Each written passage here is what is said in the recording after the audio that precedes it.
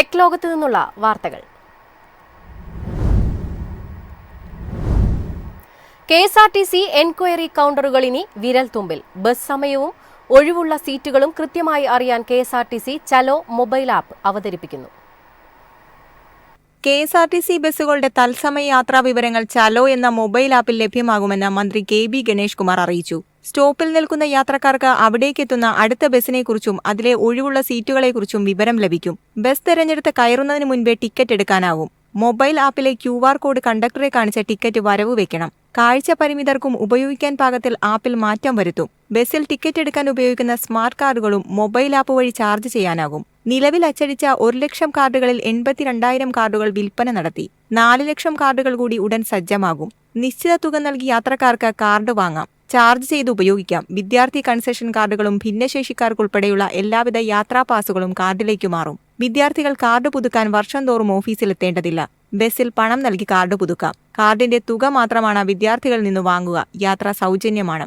20 ദിവസത്തിനുള്ളിൽ സ്റ്റുഡൻസ് കാർഡുകൾ വിതരണം ചെയ്തു തുടങ്ങും. ബസ്സുകളുടെ യാത്രാവിവരം ഓൺലൈൻ ലഭ്യമായ സാഹചര്യത്തിൽ ഓഫീസുകളിലെ അന്വേഷണ കൗണ്ടറുകൾ നിർത്തലാക്കും. പകരം ഉദ്യോഗസ്ഥർക്ക് മൊബൈൽ ഫോണുകൾ നൽകും. പരാതികൾ ഈ നമ്പറിൽ അറിയിക്കാം. News desk MyFin TV. ചരിത്രം കുറിക്കാൻ ആക്സിയം 4 ദൗത്യം. ശുഭാംശു ശുക്ലയും സംഘവും ബഹിരാകാശത്തേക്ക് കുതിച്ചു. രാകേഷ് ശർമ്മയ്ക്ക് ശേഷം ബഹിരാകാശത്തെത്തുന്ന രണ്ടാമത് ഇന്ത്യക്കാരനായി ചരിത്രമെഴുതാൻ ശുഭാംശു ശുക്ല. ശുഭാംശു ശുക്ല അടങ്ങുന്ന സംഘത്തിന്റെ ബഹിരാകാശ യാത്ര ആക്സിയം 4 ഫ്ലോറിഡയിലെ കെന്നഡി സ്പേസ് സെന്ററിൽ നിന്ന് വിജയകരമായി വിക്ഷേപിച്ചു. ഇന്ത്യൻ സമയം ഉച്ചയ്ക്ക് 12:01 വിക്ഷേപണം. ഇന്ത്യൻ എയർഫോഴ്സ് ക്യാപ്റ്റനായ ശുഭാംശുവിനെ കൂടാതെ 3 യാത്രികർ കൂടിയാണ് ആക്സിയം 4 ദൗത്യത്തിന്റെ ഭാഗമായി അന്താരാഷ്ട്ര ബഹിരാകാശ നിലയത്തിലേക്ക് പുറപ്പെട്ടത്. സംഘത്തെ വഹിച്ചുള്ള ഡ്രാഗൺ Q മൊഡ്യൂൾ സ്പേസ് എക്സിന്റെ ഫാൽക്കൺ 9 റോക്കറ്റിലാണ് കുതിച്ചുയർന്നത്. അന്താരാഷ്ട്ര ബഹിരാകാശ നിലയത്തിൽ 14 ദിവസത്തെ ദൗത്യമാണ് സംഘത്തിനുള്ളത്. രാകേഷ് ശർമ്മയ്ക്ക് ശേഷം 41 വർഷങ്ങൾക്ക് ശേഷമാണ് ഒരു ഇന്ത്യക്കാരൻ ബഹിരാകാശത്തേക്ക് പോകുന്നത്. ദൗത്യം വിജയിക്കുന്നതോടെ ബഹിരാകാശ നിലയം തൊടുന്ന ആദ്യ ഇന്ത്യക്കാരൻ എന്ന ബഹുമതിയും ശുഭാംശു ശുക്ല സ്വന്തമാക്കും. NASA, ISRO, European space agency എന്നിവയുടെ സഹകരണത്തോടെ മനുഷ്യരെ ബഹിരാകാശ നിലയത്തിലേക്ക് എത്തിക്കുന്ന ദൗത്യമാണ് ആക്സിയം 4. അമേരിക്കൻ സ്വകാര്യ കമ്പനിയായ ആക്സിയം സ്പേസ് ആണ് ദൗത്യത്തിന് പിന്നിൽ പ്രവർത്തിക്കുന്നത്. ISROയും ആക്സിയവും നാസയും സ്പേസ് എക്സും തമ്മിലുള്ള കരാറുകളുടെ അടിസ്ഥാനത്തിലാണ് യാത്ര. ഇതിനു മുമ്പ് ദൗത്യം ജൂൺ 19 നടത്താനായിരുന്നു തീരുമാനിച്ചിരുന്നത്. എന്നാൽ മോശം കാലാവസ്ഥയും രാജ്യാന്തര നിലയത്തിലെ സാങ്കേതിക പ്രശ്നങ്ങളും കാരണം വിക്ഷേപണ തീയതി വീണ്ടും മാറ്റുകയായിരുന്നു. പേടകം വ്യാഴാഴ്ച വൈകിട്ട് 4:30 അന്താരാഷ്ട്ര ബഹിരാകാശ നിലയത്തിൽ ഡോക്ക് ചെയ്യും. മൈക്രോഗ്രാവിറ്റിയിൽ പേശികളുടെ പുനരുജ്ജീവനത്തെക്കുറിച്ചുള്ള പഠനമാണ് പ്രധാനമായും ശുഭാംശു ശുക്ല നടത്തുക. കൂടാതെ ഇന്ത്യയിൽ നിന്ന് ISRO തെരഞ്ഞെടുത്ത 7 ഗവേഷണങ്ങളും അദ്ദേഹം നടത്തും. News desk MyFin TV.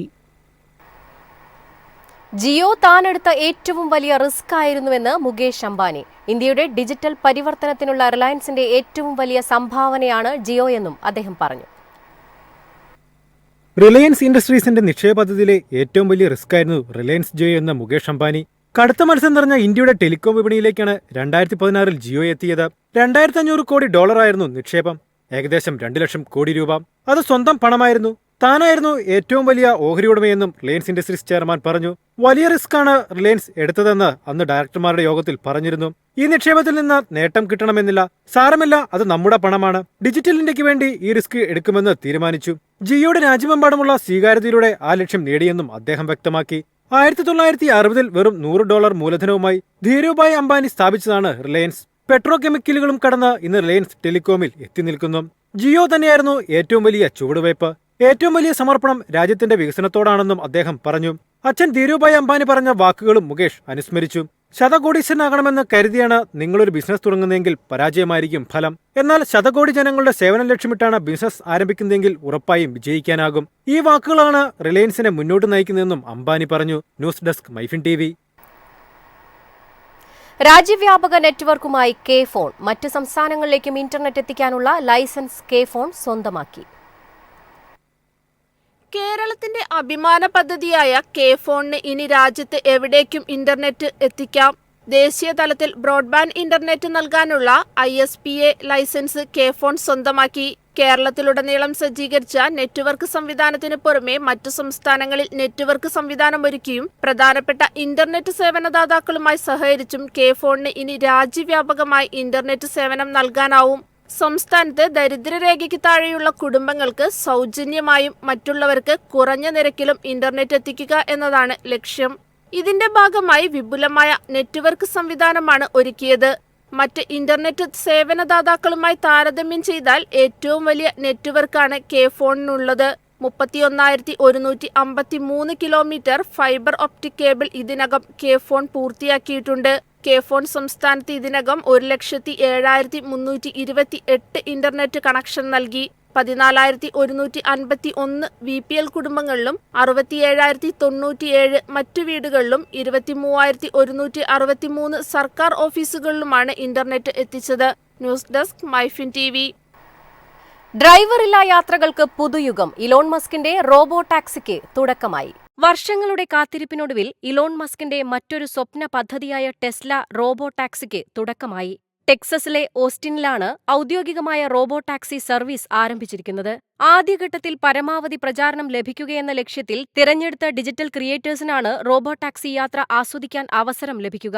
ഡ്രൈവറില്ലാതെ സാങ്കേതികവിദ്യയുടെ സഹായത്താൽ പ്രവർത്തിക്കുന്ന റോബോ ടാക്സികൾക്ക് താരതമ്യേന കുറഞ്ഞ നിരക്കാണെന്നതും വലിയൊരു വിഭാഗത്തെ റോബോ ടാക്സിയിലേക്ക് ആകർഷിക്കുന്നു. ആദ്യമായല്ല ഡ്രൈവറില്ലാ ടാക്സികൾ നിരത്തിലിറങ്ങുന്നത്. 2018 മുതൽ തന്നെ ഗൂഗിളിന്റെ വോമോയുടെ സെൽഫ് ഡ്രൈവിംഗ് കാറുകൾ നിരത്തിലുണ്ട്.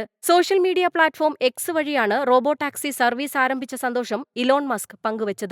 വെറും $4.2 നൽകിക്കൊണ്ട് ടെസ്ല റോബോ ടാക്സി ഉപയോഗിക്കാനാകുമെന്നും മസ്ക് പറഞ്ഞു. ടെസ്ല റോബോ ടാക്സി സേവനങ്ങൾ വൈകാതെ എല്ലാവർക്കും ലഭ്യമാകുമെന്നാണ് അറിയിച്ചിട്ടുള്ളത്. അപ്പോൾ മുതൽ റോബോ ടാക്സി ആപ്പ് വഴി റൈഡ് ബുക്ക് ചെയ്യാനാകും. മറ്റേതൊരു ടാക്സി സർവീസും പോലെ തന്നെ പോകേണ്ട സ്ഥലം അറിയിച്ച ശേഷം നിങ്ങൾക്കരികിലേക്ക് റോബോ ടാക്സി എത്തും. റോബോ ടാക്സി അരികിലെത്തിയാൽ ആപ്പിലെ ലൈസൻസ് പ്ലേറ്റിലെ നമ്പരുമായി യോജിക്കുന്നുണ്ടോ എന്ന് പരിശോധിക്കണം. ഇതിനുശേഷം ഡോർ തുറന്ന് സീറ്റ് ബെൽറ്റ് ധരിച്ച ശേഷം മുന്നിലെ സ്ക്രീനിൽ സ്റ്റാർട്ട് ബട്ടൺ ഞെക്കിയാൽ നിങ്ങളുടെ യാത്ര ആരംഭിക്കും. News desk MyFin TV.